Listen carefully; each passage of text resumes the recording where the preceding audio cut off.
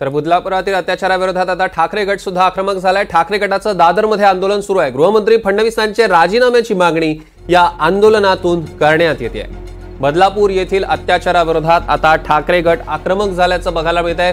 ठाकरे गटाचं दादरमध्ये हे आंदोलन सुरू आहे। काही वेळापूर्वीची आपण दृश्य बघतोय आपल्या टेलिव्हिजन स्क्रीनवर। मुंबईतली दादर परिसरातले ही दृश्य आहेत। ठाकरे गटाचं आंदोलन, मोठ्या प्रमाणात महिला देखील तिथे सहभागी झालेले आहेत आणि निष्क्रिय गृहमंत्री फडणवीस राजीनामा द्या अशा आशयाचे फलक आहेत त्यांच्या हाती।